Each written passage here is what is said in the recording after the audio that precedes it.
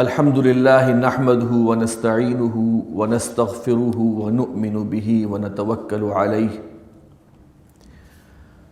ونعوذ بالله من شرور أنفسنا ومن سيئات أعمالنا من يهده الله فلا مضل له ومن يضلله فلا هادي له ونشهد أن لا إله إلا الله وحده لا شريك له ونشهد أن سيدنا ومولانا محمدا عبده ورسوله أرسله بالهدى ودين الحق ليظهره على الدين كله وكفى بالله شهيدا فصلى الله عليه وعلى آله وأصحابه وسلم تسليما كثيرا كثيرا أما بعد فأعوذ بالله من الشيطان الرجيم بسم الله الرحمن الرحيم يا أيها الذين آمنوا اتقوا الله حق تقاته ولا تموتن إلا وأنتم مسلمون يا أيها الناس اتقوا ربكم الذي خلقكم من نفس واحدة وخلق منها زوجها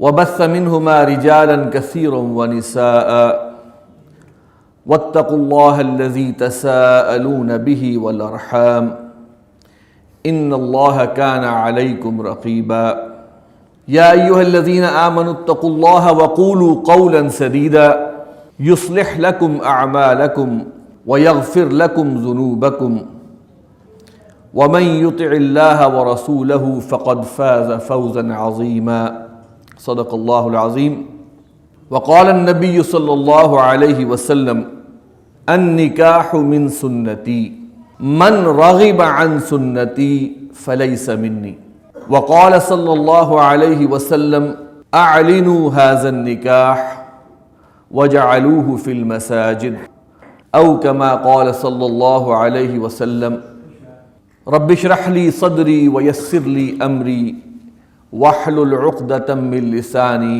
يفقهوا قولي۔ محترم خواتین و حضرات، اللہ تعالیٰ کے فضل اور کرم اور توفیق سے آج آپ خطبہ نکاح کی اس محفل میں موجود ہیں، اور جو ابھی پڑھا گیا اس کا اکثر حصہ خطبہ مسنونہ ہی ہے۔ خطبے کا اصل مقصد تذکیر ہے، تعلیم ہے، نصیحت ہے۔ نبی اکرم صلی اللہ علیہ وسلم کا یہ معمول تھا کہ کسی بھی اہم موقع پر، چاہے وہ خوشی ہو، چاہے وہ غمی ہو، چاہے کوئی معرکہ درپیش ہو، چاہے کوئی مہم بھیجنی ہو، تو اس موقع پر نبی اکرم صلی اللہ علیہ وسلم خطبہ ارشاد فرمایا کرتے تھے۔ خطبہ مسنونہ جو ہے وہ تو 4 آیات پر ہی مشتمل ہے جو میں نے شروع میں پڑھی ہیں، احادیث ان میں شامل نہیں ہیں۔ نکاح کے اس موقع پر اگر ہم ان آیات کو دیکھیں تو یہاں پر ایک لفظ بڑا اہم نظر آتا ہے، اور وہ ہے تقوی۔ پورے قرآن مجید میں سے نبی اکرم صلی اللہ علیہ وسلم نے ان 4 آیات کا انتخاب فرمایا ہے تو یقیناً اس کے اندر کوئی نہ کوئی حکمت اور کوئی نہ کوئی برکت پوشیدہ ہے۔ اس سے پہلے کہ ہم ان آیات کا ترجمہ سمجھیں، پہلے ہم یہ دیکھیں کہ تقوی کا مفہوم کیا ہے۔ دیکھیے، تقوی کا مفہوم عموماً ہمارے ذہنوں میں ہے اللہ کا ڈر اور اللہ کا خوف۔ یہ مناسب ترجمہ یا مناسب مفہوم نہیں ہے ذات باری تعالیٰ کے حوالے سے کہ معاذ اللہ، اللہ تعالیٰ کوئی ڈرنے والی ہستی ہے یا کوئی جس سے ڈرا جائے یا خوف محسوس کیا جائے۔ احادیث تو یہ بتاتی ہیں کہ اللہ تعالیٰ تو 70 ماؤں سے بڑھ کر پیار کرنے والا ہے۔ تو اس کا جو محتاط ترجمہ ہم کر سکتے ہیں تقوی کا، وہ اس طرح ہو سکتا ہے جیسے کہ کوئی شخص اگر اپنے باپ سے بہت محبت کرتا ہو تو وہ اس بات سے ڈرے گا کہ میرے کسی عمل سے یا میری کسی بات سے میرے والد ناراض نہ ہو جائیں۔ گویا ان کی ناراضگی سے ڈرنا، گویا ان کی ناراضگی سے ڈرنا اور اس بات سے ڈرنا کہ ان کی محبت کسی طرح کم نہ ہو جائے۔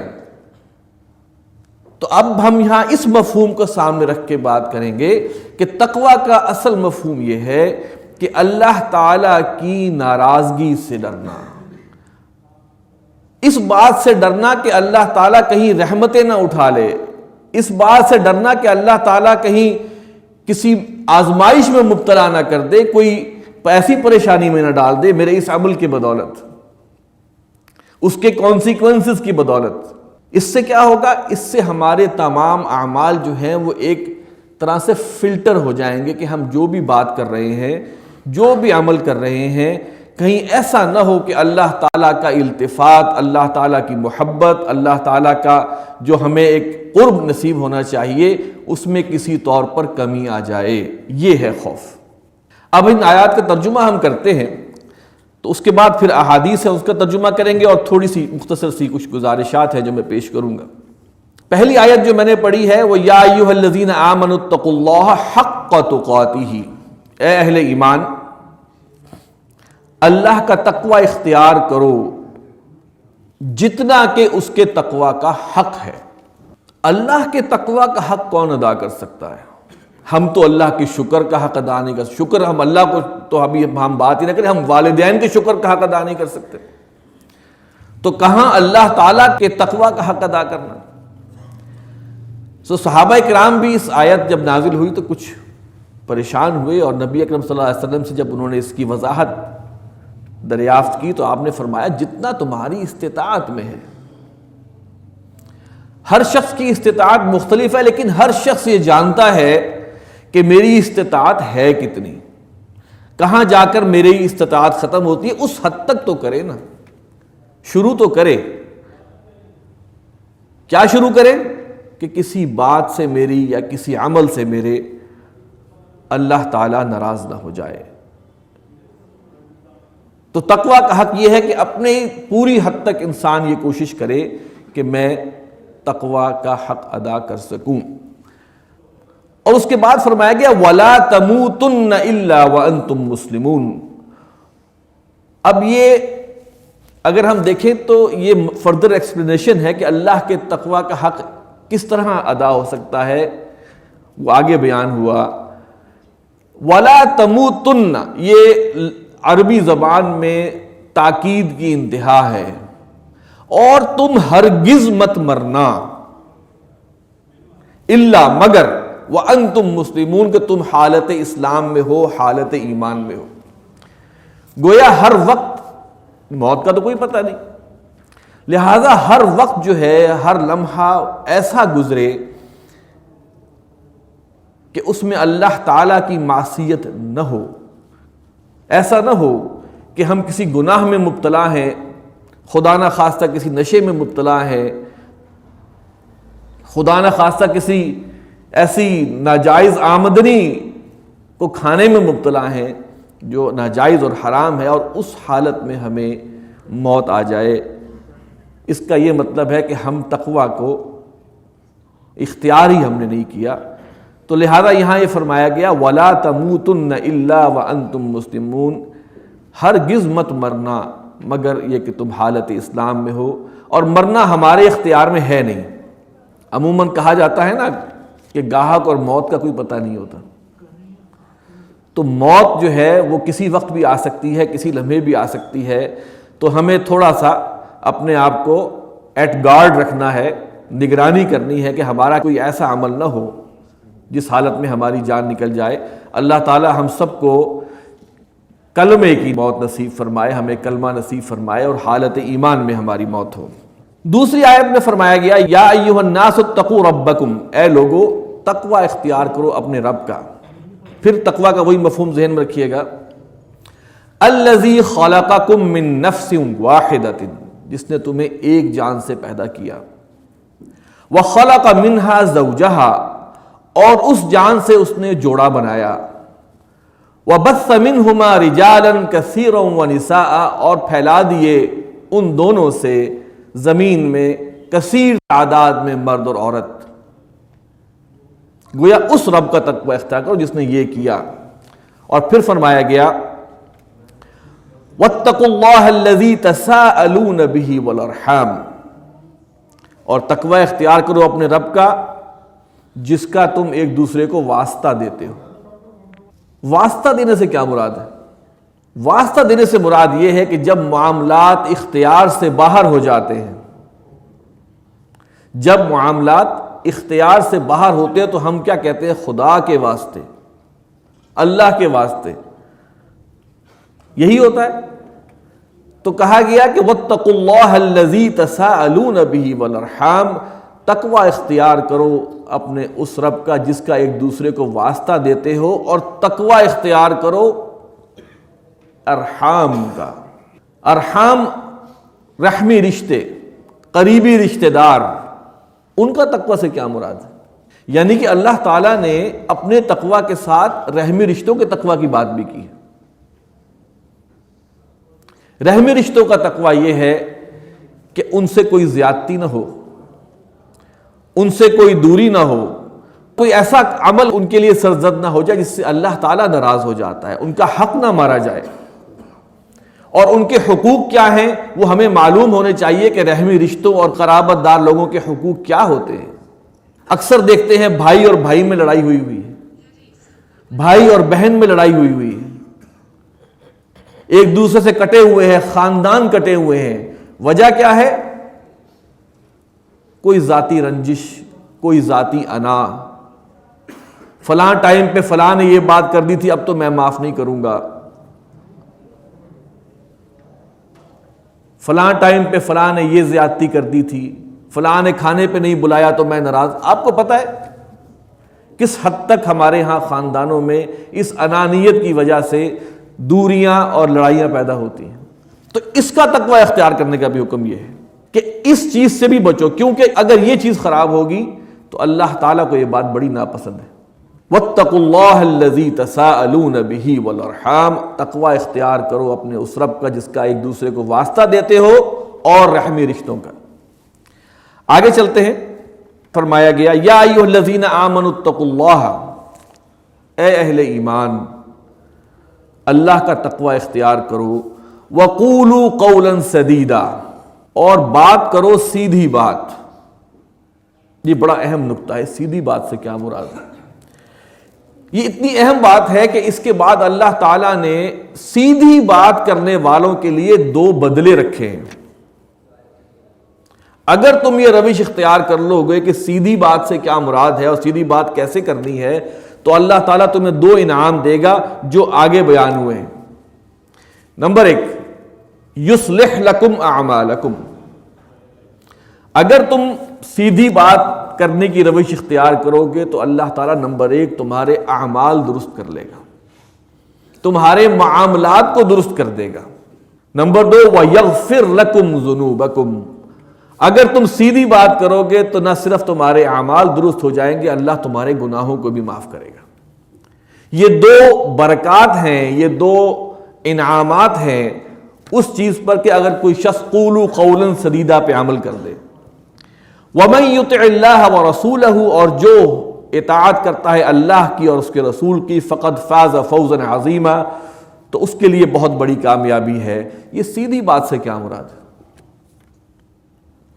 سیدھی بات سے مراد یہ ہے کہ اس کے اندر نمبر 1 جھوٹ کی آمیزش نہ ہو، نمبر 2 اس میں تکبر کا اظہار نہ ہو، نمبر 3 اس میں کسی کو دل دکھانے کی بات نہ ہو، نمبر 4 اس میں حق بات بیان کی جائے۔ یہ بیسک 4 جو پرنسپلز ہیں ہم کہیں سیدھی بات کے۔ ہوتا کیا ہے کہ ہم کوئی بات اس طریقے سے کرتے ہیں کہ اگلے کو ہرٹ ہوتی ہے، یا کسی کو ہم بات ہی صحیح نہیں بتاتے۔ عموماً ہمارا اب تو یہ رواج ہو گیا کہ صحیح بات تو بہت کم لوگ بولتے ہیں۔ ہم قولوا قولا سدیدا، جو کرو جو بولو اس کو تول کر بولو، کہتے ہیں نا پہلے تولو اور پھر بولو۔ اس لیے کہ یہ زبان کی جو کھیتی ہے اس کے نتائج بہت برے ہوتے ہیں اگر ہم اس کو غلط استعمال کریں، اور نتائج اچھے ہوتے ہیں اگر ہم اس کو صحیح استعمال کریں۔ اور زبان کے جو کہا جاتا ہے نا کہ تلوار کا زخم چلا جاتا ہے لیکن زبان کا زخم نہیں جاتا۔ اور شادی بیاہ کے اس موقع کے اوپر جہاں پہ تقویٰ کا ذکر بہت زیادہ آیا ہے، اس میں اصل مقصود یہاں پر دلہا اور دلہن کو یہ سمجھانا بھی ہے کہ تم بھی اللہ کے بندے اور بندی ہو، اور اپنی اس زندگی کے اندر جو تمہاری زندگی نئی شروع ہو رہی ہے، اس میں ٹاپ موسٹ پرائرٹی جو ہے وہ اللہ کے تقویٰ کو ہو، اللہ کی ناراضگی سے بچو۔ بیوی کو اپنی حدود معلوم ہو، اپنا دائرہ معلوم ہو، شوہر کو اپنا دائرہ معلوم ہو۔ شوہر جو ہے وہ خدا نہ بن بیٹھے، یا بیوی جو ہے وہ حاکم نہ بن بیٹھے، ہر ایک کو اپنی لمٹس معلوم ہونی چاہیے، کیونکہ جو بندہ بھی لمٹ کراس کرے گا گویا کہ وہ اللہ کے تقویٰ کا حق ادا نہیں کر رہا، اللہ کے تقویٰ کی لائن کو وہ کراس کر رہا ہے۔ اور آپ یہ دیکھیے کہ خاندانی نظام کے اندر زبان کی اہمیت بہت زیادہ ہے۔ میاں بیوی کے رشتے کے اندر شوہر نے اگر کوئی بات تلخ انداز میں کر دی تو بیوی کے دل میں بیٹھ جائے گی، ایک دفعہ سنے گی، دو دفعہ سنے گی، تین دفعہ سنے گی، چوتھی دفعہ وہ بھی بول پڑے گی۔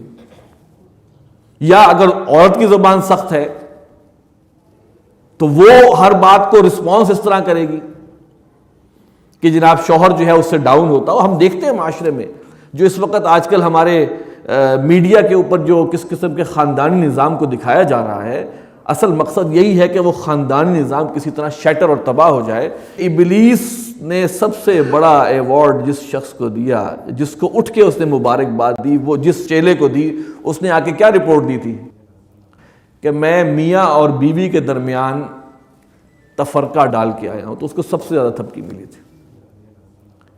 اور اس تفرقہ ڈالنے میں ایک کردار جو ہے وہ زبان کا ہے۔ تو لہذا زبان کا محتاط استعمال، زبان کے استعمال میں تقویٰ کیا ہے کہ میری زبان کے استعمال سے جس سے میں مخاطب ہوں وہ ہرٹ نہ ہو، میرے منہ سے کوئی ایسے الفاظ نہ نکل جائیں کہ جو اس کے لیے باعث اذیت ہوں۔ ایک حدیث میں بیان کرنا چاہتا ہوں، حضور صلی اللہ علیہ وسلم نے فرمایا تھا کہ تم جانتے ہو مفلس کون ہے؟ تو صحابہ نے کہا تھا ہمارے نزدیک تو مفلس وہ شخص ہے جس کے پاس درہم و دینار نہ ہو۔ اس پہ نبی اکرم صلی اللہ علیہ وسلم نے فرمایا کہ میری امت کا مفلس وہ ہوگا جو قیامت کے دن نیکیوں کے پہاڑ لے کر آئے گا، ڈھیر لے کے آئے گا، لیکن اس نے کسی کا حق مارا ہوگا، کسی کے ساتھ زیادتی کی ہوگی، کسی کے ساتھ ظلم کیا ہوگا۔ اور جب وہاں میزان کا معاملہ ہوگا، جب وہاں احتساب کا معاملہ ہوگا، تو اس شخص کی نیکیاں ان لوگوں کو دے دی جائیں گی جس کو اس نے گالی دی ہوگی، جس کا حق مارا ہوا ہوگا، جس کے ساتھ ظلم کیا ہوگا، اس کی جو نیکیاں ہیں وہ ساری وہاں پر ان لوگوں کو میں تقسیم کر دی جائیں گی، یہاں تک کہ اس کے پاس کچھ نہیں رہے گا، لیکن ابھی بھی حقدار موجود ہوں گے۔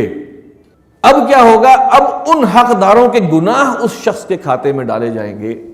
یہ حدیث بیان کر رہا ہوں، کوئی حکایت نہیں ہے۔ اگر ہمارا ایمان ہے اللہ کے رسول صلی اللہ علیہ وسلم پر تو یہ حدیث حق ہے، تو ان تمام لوگوں کے جو گناہ ہیں وہ اس کے کھاتے میں ڈلیں گے اور وہ ان کے گناہوں کے تلے دب کر جہنم میں چلا جائے گا۔ آپ بتائیے کوئی شخص کسی کا حق کھا رہا ہے، زبان کا غلط استعمال کر رہا ہے، وہ کیا چاہے گا کہ قیامت کے دن میں ایسے لوگوں میں شامل ہوں؟ بھلے میں نے 10 حج کیے ہوں، بھلے میں نے بہت ساری نیکی اور خیرات کے کام کیے ہوں، بیسیکلی جو میں نیکی کے کام کر رہا ہوں بیسیکلی وہ میں ان لوگوں کے لیے فائدہ پہنچا رہا ہوں جن کا میں نے حق مارا ہوا ہے یا جن سے زیادتی کی ہوئی ہے۔ کاش یہ شعور ہمارے اندر پیدا ہو جائے تو ہم کم از کم جو اس حدیث کے اندر مفلس بیان کیا گیا ہے اس سے تو ہمیں اللہ تعالیٰ بچائے۔ اب آگے جناب 3 احادیث ہیں۔ خطبہ مسنونہ یہاں ختم ہو جاتا ہے، جو جتنی آیات میں نے پڑھی ہیں۔ اب 3 احادیث ہیں۔ نبی اکرم صلی اللہ علیہ وسلم نے ایک ایسی سٹیٹمنٹ دی ہے کہ جس کے بعد کوئی اس پر اعتراض کرنے کی گنجائش نہیں رہتی۔ اعتراض کرنے کا مفہوم میں بعد میں بتاؤں گا۔ آپ نے فرمایا ان نکاح من سنتی، نکاح میری سنت ہے۔ گویا تمام جو ہم کہتے ہیں جناب فلاں صاحب بڑے اللہ کے ولی تھے، انہوں نے شادی نہیں کی، خدمت خلق میں فلاں بندہ لگا رہا، نہیں۔ حضور صلی اللہ علیہ وسلم نے فرمایا کہ ان نکاح من سنتی، نکاح میری سنت ہے۔ اور آج اگر ہم دیکھیں کہ آج اس نکاح کو مشکل بنانے اور زنا کو آسان بنانے میں جو ہمارے پورے ارد گرد تمام کے تمام نیٹ ورکس ہیں وہ کتنے متحرک ہیں. جس طرح کے، پھر میں وہی آؤں گا کہ میڈیا کے اوپر جس طرح کے پروگرامز، جس طرح کے اشتہارات، جس طرح کے ٹاک شوز، جس طرح کے مارننگ شوز آ رہے ہیں، اور جس طرح کے قوانین حکومتی ادارے اور عدالت میں بن رہے ہیں کہ شادی کرنا مشکل تر ہوتا چلا جا رہا ہے اور دیگر چیزوں کے لیے راستے کتنے آسان ہوتے چلے جا رہے ہیں، یہ ہمارے سامنے ہے. اور اس میں حیرانی کی بات یہ ہے کہ ویسٹ میں واقعی جو اس وقت صورتحال ہے کہ وہ لیونگ ٹوگیدر کا مفہوم جو ہے، یا لیونگ ٹوگیدر والی سچویشن جو ہے، وہ بہت زیادہ عام ہو گئی ہے. اور شادی اس لیے مہنگی ہو گئی ہے، مشکل ہو گئی کہ وہ کرنے کے بعد اس کو نبھانا، اور اگر سیپریشن ہو تو اس کے جو قواعد و ضوابط وہاں بنائے گئے ہیں وہ اتنے خوفناک ہے کہ مرد کہتا ہے جی میں سیکیور ہوں، میں شادی نہ کروں. نبی اکرم صلی اللہ علیہ وسلم نے فرمایا کہ النکاح من سنتی، نکاح میری سنت ہے. دیکھیے یہ ایک جنسی جذبہ ہر مرد اور عورت میں رکھا ہے، اور اس کی تسکین کے لیے اللہ تعالیٰ نے جائز رستے فراہم کیے ہیں. ان جائز رستوں پر ہم چل تو رہے ہیں، لیکن ہم یہ بھی ساتھ رکھیں کہ ہم ایک سنت پر عمل کر رہے ہیں. ایک صحابی نے اپنے گھر میں مدینہ کے اندر ایک وہ کھڑکی بنائی، تو حضور صلی اللہ علیہ وسلم نے اس سے پوچھا کہ یہ کھڑکی تم نے کیوں بنائی؟ تو انہوں نے کہا کہ تاکہ ہوا آئے. تو آپ نے کیا فرمایا کہ اگر تم اس نیت سے بناتے کہ اذان کی آواز بھی آئے تو تمہیں اس کا ثواب بھی ملتا. تو یہ جو مقدس بندھن ہے اس کو اتنا مقدس کا درجہ دیں کہ بھئی یہ سنت بھی ہے، میری ضرورت تو ہے ہی ہے، یہ ایک سنت بھی ہے، بہت محترم سنت ہے. نبی اکرم صلی اللہ علیہ وسلم نے متعدد شادیاں فرمائی، تو لہذا النکاح من سنتی، نکاح میری سنت ہے. تجرد کی زندگی، اکیلے رہنا، یہ غیر فطری ہے، اور غیر فطری معاملہ جو ہے اس کے کانسیکوینسز بھی جو ہیں، اس کے نتائج بھی جو ہے وہ تباہ کن ہوتے ہیں. ہمارے سامنے بہت ساری مثالیں موجود ہیں. ایک اور حدیث میں نبی صلی اللہ علیہ وسلم نے فرمایا من رغب عن سنتی فلیس منی، جس شخص نے منہ موڑ لیا میری سنت سے. ایک ترجمہ ہم کرتے ہیں جس شخص کو میری سنت پسند نہیں. رغب عن کے معنی ہے منہ پھیر لینا. جس شخص نے منہ موڑ لیا، اور منہ کس سے پھیرتے ہیں آپ؟ منہ آپ کس سے پھیرتے ہیں؟ محبت سے پھیرتے ہیں؟ منہ موڑ لینے میں اعلان بیزاری ہوتا ہے، نفرت ہوتا ہے. من رغب عن سنتی، جس نے میری سنت سے منہ پھیر لیا، یعنی بہت محتاط لفظوں میں جس نے میری سنت کو ناپسند کیا. یہ بہت ہلکا لفظ ہے. فلیس منی، وہ مجھ میں سے نہیں ہے. گویا حضور صلی اللہ علیہ وسلم نے اس کو اپنی امتی ہونے کی لسٹ سے خارج فرما دیا.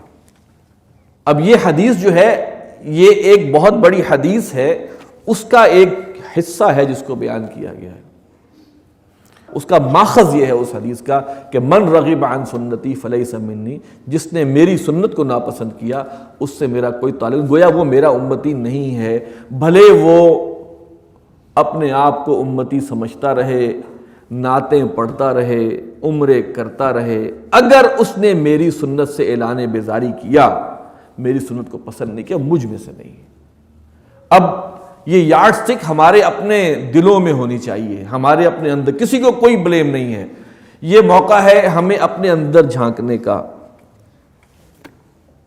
کہ ہمیں اللہ کے رسول صلی اللہ علیہ وسلم کی کتنی سنتیں ناپسند ہیں. دل بتائے گا آپ کو، زبان نہیں بتائے گی. مجھے اگر کوئی چیز پسند ہے تو میں اس کو حاصل کروں گا یا اس کو سائڈ پہ کر دوں گا. جب میں سائڈ پہ کرنے والا ہوں تو میرے لیے پھر یہ اللہ کے رسول کی ایک وعید ہے کہ تم مجھ میں سے نہیں ہو. یہ ہمارے لیے سوچنے کا مقام ہے ہر لیول پہ. مسجد میں گھستے ہوئے آپ دایاں پاؤں ڈال دیں اور سنت اللہ کے نکلتے ہوئے بایاں پاؤں، یہ بھی سنت ہے. ہماری زندگی کا کیا رخ ہے اس میں کتنی چیزوں میں ہم اللہ تعالیٰ کے احکام اور اللہ کے رسول کے احکام کی پیروی کرتے ہیں اور کہاں ان کے احکامات کو ہم پس پش ڈال دیتے ہیں، اللہ معاف کرے بعض اوقات پاؤں تلے رون دیتے ہیں۔ ہمارا عمل کیا ہے؟ ہماری نمازوں کی حالت کیا ہے؟ شادی بیاہ کے موقع پہ دیکھ لیں کہ سنتوں کا کس حد تک جو ہے وہاں پر اہتمام ہوتا ہے۔ ٹھیک ہے، نکاح تو سنت ہے، لیکن اس سنت کو کرتے ہوئے جو حرکات آج ہمارے معاشرے میں ہو رہی ہیں، جو ہندوانہ رسومات ہو رہی ہیں، یہ اللہ کی رحمت اور اللہ کے رسول طرف سے کوئی شفاعت والی بات ہے؟ شیطان بھی کمال کرتا ہے نا، شیطان کہتا ہے اگر تم نیک کام کر بھی رہے ہو تو اس کے اندر بھی میں کوئی نہ کوئی قطرہ جو ہے نا ناپاکی کا ڈالوں گا۔ ایک شخص تہجد کے لیے کھڑا ہوتا ہے اور شیطان اس کے دماغ میں یہ بات ڈال دیتا ہے کہ بھائی میں جاگا ہوا ہوں، باقی سو رہے ہیں۔ فخر پیدا کر دیا اس کے اندر۔ کوئی عالم دین ہے، وہ یہ فخر کرتا ہے جی میرے پاس علم ہے، دوسرے کے پاس علم نہیں ہے، کام تمام ہو گیا اس کا، شیطان نے اپنا کام کر دیا۔ اب یہ جو موقع ہے نکاح کا، یہ بہترین موقع ہے دعا کے لیے۔ ایک بندھن بننے جا رہا ہے، اس کے لیے دعا اور نیک تمناؤں کی ضرورت ہوتی ہے۔ ہمارے معاشرے میں ایسے موقع پر خدا کو کتنا ناراض کیا جاتا ہے، اللہ کے رسول کی تمام تعلیمات کو پس پش کر دیا جاتا ہے، تمام احکامات کو، پردے کے احکامات، شرم و حیا کسی کو خاطر میں نہیں لاتے۔ من رغب عن سنتی فلیس منی، وہ مجھ میں سے نہیں ہے۔ تو یہ ہمارے لیے سوچنے کا مقام ہے۔ اور آخری جو حدیث ہے، اعلنوا ھذا النکاح، اس نکاح کا اعلان کیا کرو، وجعلوہ فی المساجد، اور اسے مسجدوں میں منعقد کیا کرو۔ یہ لازم نہیں ہے، یہ پسندیدہ ضرور ہے۔ ایسا نہیں ہے کہ جو نکاح مسجد میں نہیں ہوتا وہ نکاح نہیں ہوتا، ایسا نہیں ہے۔ یہ استحباب کے لیے ہے، ایک موٹیویشن کے لیے ہے، یہ کوئی تھم رول نہیں ہے۔ تو یہ تھا جناب جو ہم نے آج پڑھا ہے، اس کا جو تھوڑا سا مفہوم بیان کرنے کی کوشش کی ہے۔ اللہ تعالیٰ سے دعا یہ ہے کہ اللہ تعالیٰ اس میں جو صحیح بات ہے وہ آپ کے دلوں میں بٹھائے، اور جو غلط بات میرے منہ سے کوئی نکل گئی ہے اللہ تعالیٰ مجھے بھی معاف کرے اور آپ کے ذہنوں سے بھی اس کو نکال دیں۔ اب ایجاب و قبول کا معاملہ ہے۔ مومن محمود صاحب آپ کھڑے ہو جائیں۔ ویسے یہ ایک بڑی ایز اے ہسٹری میں بتا رہا ہوں کہ ان کے والد صاحب کا بھی نکاح ادھر ہی ہوا تھا، اور جو دلہن کے والد ہیں ان کا نکاح بھی ادھر ہی ہوا تھا، اور میرے خیال سے دونوں نکاح جو ہے وہ والد محترم ڈاکٹر اسرار احمد رحمۃ اللہ علیہ نے پڑھائے تھے۔ تو یہ ایک تسلسل ہے، اللہ تعالیٰ اس کو قائم رکھے آگے بھی نسلوں میں انشاءاللہ۔ مومن محمود بٹ ولد ثاقب محمود بٹ، میں حلیمہ مرزا دختر محمد اخلاص بیگ کو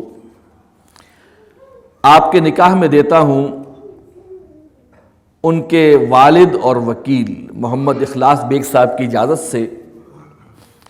مہر کی رقم جو ہے وہ 2,23,000 روپے کے طلائی زیورات ہے، جو سب کا سب ادا ہو گیا ہے، میں آپ کے نکاح میں دیتا ہوں۔ آپ قبول کرتے ہیں؟ ایک دفعہ پھر میں پڑھ دیتا ہوں، اگرچہ ایک ہی دفعہ کافی ہے لیکن دوبارہ بھی۔ مومن محمود بٹ صاحب ولد محمد ثاقب محمود بٹ، میں نے حلیمہ مرزا دختر محمد اخلاص بیگ مرزا کو ان کے والد اور وکیل محمد اخلاص بیگ مرزا کی اجازت سے آپ کے نکاح میں دیا۔ مہر کی رقم 2,23,000 روپے ہے، جو کہ کل کی کل طلائی زیورات کی شکل میں ادا کر دی گئی ہے۔ آپ نے قبول کیا؟ جزاک اللہ، تشریف رکھیں، اللہ تعالیٰ برکت ڈالے۔ دعا کرتے ہیں، اور بس ہماری یہی محفل ہے نکاح کی۔ الحمدللہ الذی ہدانا لہذا وما کنا لنہتدی لولا ان ہدانا اللہ، اللہم صل علی عبدک ونبیک ورسولک محمد صلی اللہ علیہ وسلم، اللہم بارک فی ھذا النکاح، اے اللہ اس نکاح میں دین و دنیا کی برکت نازل فرما۔ اللہم بارک فی ھذا النکاح، اللہم بارک فی ھذا النکاح، اللہم اجعلہما مسلمین لک، اے اللہ جانبین کو اپنا فرما بردار بندہ اور بندی بنا، ومن ذریتہما امۃ مسلمۃ لک، اور اے اللہ ان کی ذریت، ان کی اولاد میں سے بھی اپنے نیک بندے اور بندیاں اٹھا۔ اللہم الف بین قلوبہما، اے اللہ ان کے دلوں میں موافقت پیدا فرما۔ اللہم وافق بینہما، اللہ ان کے مزاجوں میں موافقت پیدا فرما۔ اللہم اجعلہما مسلمین لک، اے اللہ ان کو اپنا فرما بردار بندہ بنا لے۔ اللہم اغفر لنا ولآبائنا ولأمہاتنا ولجمیع المؤمنین والمؤمنات والمسلمین والمسلمات الاحیاء منہم والاموات انک سمیع مجیب الدعوات۔ وصلی اللہ تعالی علی خیر خلقہ محمد وعلی آلہ واصحابہ وسلم تسلیما کثیرا، آمین۔